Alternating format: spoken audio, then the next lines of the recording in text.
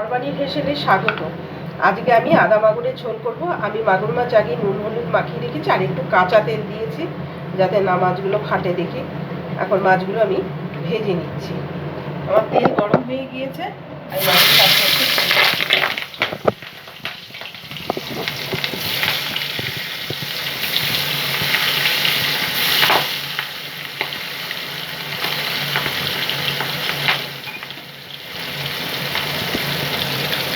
মাছগুলো ভাজা হচ্ছে। আমি তুলতে দিই। আমি গ্যাস কম করে রেখেছি, তাও মাছগুলো খুব খাচ্ছে। আমি আর ঢাকা দিলাম না, এইভাবে মাছগুলো ভাজা হচ্ছে।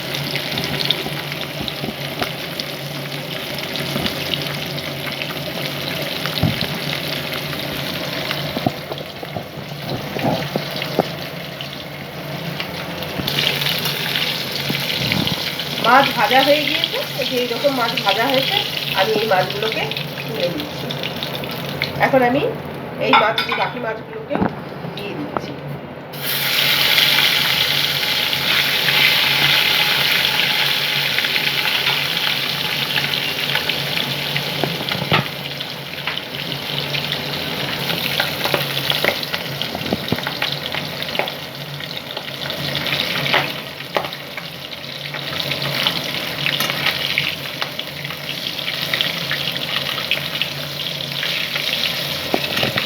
মাছগুলো ভাজা হয়ে এসছে। কাঁচা তেল দিয়েছি বলে একটু ফেটেছে কম, নাহলে ঢেকে দিতে হতো। এই যে আমি এখন মাছগুলো নামিয়ে দিচ্ছি।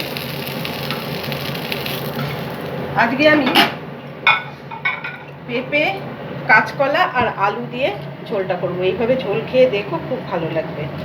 আর ফোড়নে আমি একটু জিরে সম্বার দিয়ে দিলাম, দুটো তেজপাতা দিলাম,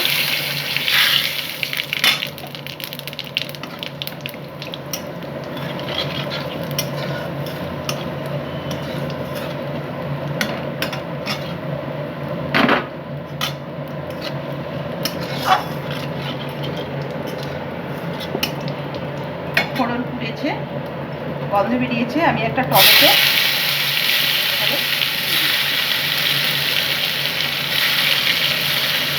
একটু ভাজা ভাজা হচ্ছে, কাঁচা গন্ধটা চলে যাবে। একটু আদা বাটাও দিয়ে দিচ্ছি, 1 চামচ আদা বাটা দিয়েছি। এখন আমি এই যে কাঁচকলা, পেঁপে, আলু দিয়ে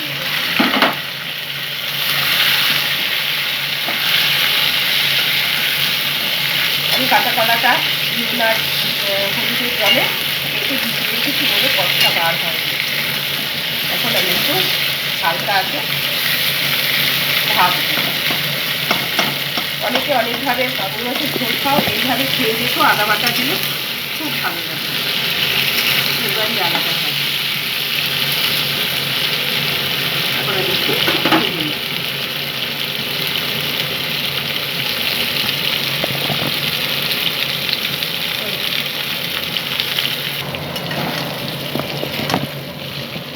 কাঁচকলা, পেঁপে, আলু এই যে ভাজা ভাজা হয়ে গিয়েছে, তার সাথে আদা আর টমেটোটাও ভাজা হয়েছে, কাঁচা গন্ধটা চলে যাবে। আমি একসাথে সব ভেজে নিয়েছি।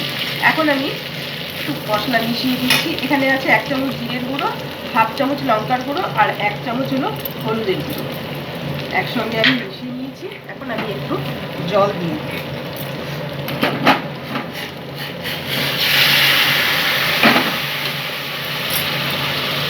জল দিয়ে দিলাম করছে। এখানে আমার 1 চামচ লবণ আছে আর 1/2 চামচেরও কম চিনি আছে। চিনিটা হচ্ছে লবণটাকে ব্যালেন্স করার জন্য দিয়েছি, তোমরা ইচ্ছে করে নাও দিতে পারো। লবণটাকে ব্যালেন্স করার জন্য আমি 1/2 চামচেরও কম চিনি দিয়ে এখন এই মশলাটাকে একটু কষিয়ে নিচ্ছি। এই কাঁচকলা পেঁপে দিয়ে ঝোল তেজপাতা সম্বার দিয়ে খুব ভালো লাগে। একবার বাড়িতে করেছিল,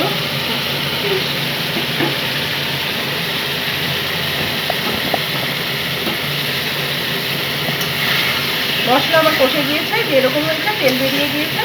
এখন আমি পাশে যে গরম জল করে রেখেছি, এই জলটা আমি ঢেলে দিই।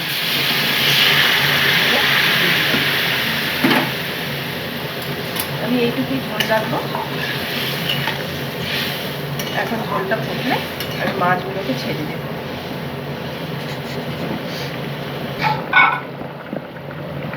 ঝোল ফুটে গিয়েছে, এখন আমি আস্তে আস্তে মাছগুলোকে ছেড়ে দিচ্ছি।